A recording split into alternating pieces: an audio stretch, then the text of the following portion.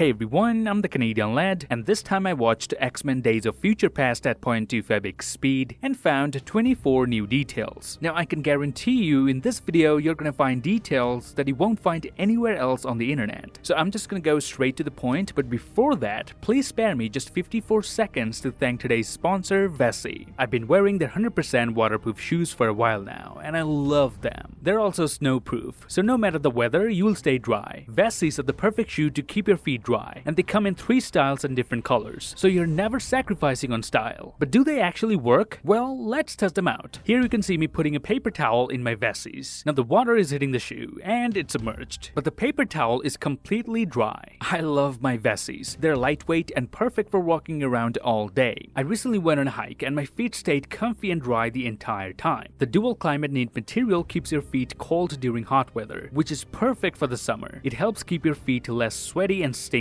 One of my favorite things about Vessi shoes is that they're sustainably made with no animal byproducts. So grab a pair for yourself by clicking on the link below and use my code TCL to get $25 off of your Vessi shoes. Now let's begin this breakdown with the most famous scene from this movie, aka Quicksilver's slow-mo scene. I found a total of 6 new details just from this scene alone. So let's begin. In the first few seconds, we can see Wolverine's claws slicing through a water droplet. This sets the tone for the amount of speed Quicksilver is generating. Now we know how fast Wolverine's claws come out, which is almost instantaneously. So to see it coming out at such a slow speed goes to show just how fast Quicksilver is. Then we can see while he runs across the walls, he actually damages them, due to the amount of force required for him to run across it. And as the scene progresses, the bullets traveling through the air leave water trails, which over the course of a second or two, we see created by drag catching the water along the surface of the bullet. But once the bullet has passed, we see it start to fall again. The entire scene is a masterpiece, and it's filled with details such as this, one of which is this headline on the newspaper that was visible for less than a second. Now what's interesting here is this is a real headline. At the time the US was at war with Vietnam. Vietnam's President Van Thieu was expected to make a truce with the US. Now Quicksilver travels around the room in a counterclockwise direction, adding momentum to every object he touches. For instance, when he first runs up behind the 2 officers who end up hitting each other, you can see the silverware pulling along in his wake, and then pulled again when he rotates behind them. The same ripple effect can be seen in the entire room as he ran around it. And notice at the end of the scene, we see everything in the room clatter to the ground in the same counterclockwise direction. So there goes my 6 new details from this Quicksilver slow-mo scene. Number 7. When Logan meets Beast aka Hank McCoy for the first time, they have a fight because Beast isn't ready to accept the fact that somebody came from the future. And during that fight, Beast throws Logan onto this table. Now notice Logan's weight is not enough to shatter the table because his skeleton is not adamantium yet. Number 8. At the beginning of the film, Mystique shapeshifted into an army officer in the Vietnam War base. Now we can clearly see Major Stryker has large sweat stains on his uniform. Other officers have this sweat stain too, probably because of the warm climate inside this isolated tent. However, as Mystique is wearing a disguise, she doesn't have any stain. Number 9. In this film, the Sentinels have the ability to absorb the powers of other mutants. In the movie's opening, we see this happening in real time, when several of them mimic the powers of Sunspot, Colossus, and Iceman in order to defeat them. However, we later see 3 Sentinels mimic the powers of mutants that are never shown in the film. The first is Emma Frost's Diamond form. She appeared in X-Men First Class, but the Sentinel's transformation is rather quick, and could be confused with Colossus or Iceman's powers if not watched too carefully. The second is Rockslide, who was in the original storyboards of the film. Despite never being cast, the filmmakers still found a way to include the character. The final one is Lady Deathstrike, whose adamantium claws are used by the Sentinel that kills Sunspot. These Easter eggs were so well placed that I don't think any regular viewer would catch this, but watching it in slow motion definitely helped me here. Number 10. Quicksilver duct tapes a security guard in the elevator in order to disguise himself as one of the guards. Now notice in the slow-mo scene, the duct tape he used to tape the security guard to the wall can be seen attached to his belt, and it's almost depleted. I mean, come on lads, did you even think where did the duct tape go? But they still made sure to put this continuity detail in the movie. Number 11. When Logan goes back in time and meets Beast aka Hank McCoy for the first time, he asks McCoy what happened to the Xavier's Institute, to which McCoy asks Logan if he's a parent. Now notice Logan's unwillingness towards becoming a parent.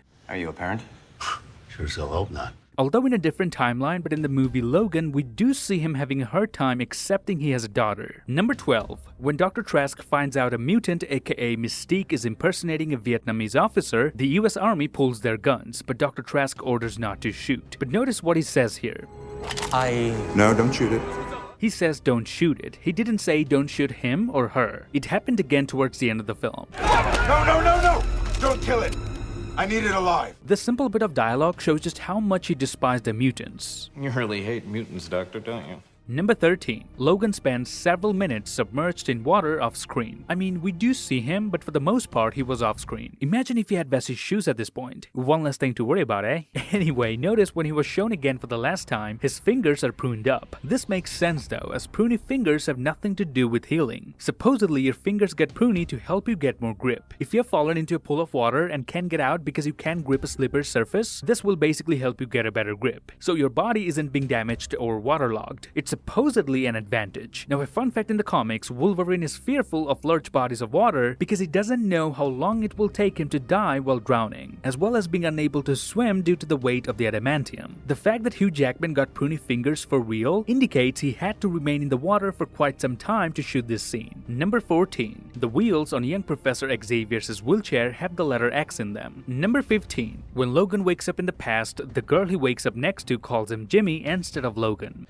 Slept with him many times, but... Jimmy! This is due to the fact that he hadn't lost his memory from the adamantium bullet yet. His real name is James Howlett. Number 16. At the beginning, as the mutants and humans march down the corridor, a quick glimpse is shown of an older Quicksilver from behind. He's directly in the center of the frame, with the same hairstyle and hat his younger self has in the movie. Number 17. When in disguise as a colonel, Mystique opens a file from Trask Industries that has its address at 66,000 Caliban Circle. Though not a real place, Caliban is the name of a mutant that appears in Logan and X-Men Apocalypse. Number 18. Young Professor Xavier was sitting in his plane rubbing his leg, because the more power he uses, the more damage it causes to his legs. Now notice the reflection on the table resembles his older self. Number 19. The name Dr. Trask is an anagram of Stark, aka Iron Man. Both of them make weapons in the Marvel Universe. An anagram is a word or phrase that's formed by rearranging the letters of another word or phrase. So if you rearrange the name Stark, you can have Trask. Number 20. After watching this film in slow motion, something hit me about the story that I didn't notice before. If you think about it, Peter Dinklage was the perfect casting as Dr. Trask. With him, the character now has dwarfism, so he already needs assistance to even do the basic activity of a human. Trask is quite sensitive about that aspect of himself, so this could have ignited his hatred towards the mutants, who can do more than humans. Now, after some research, I found that the director casted him for this role for the exact reason, but I love the fact that the size of the character is never brought up, nor made into an ironic joke. Number 21. When Dr. Trask warns the president about Mystique, he says she can transform into a general, a secret serviceman, or even you, Mr. President. She can transform into anyone. A general,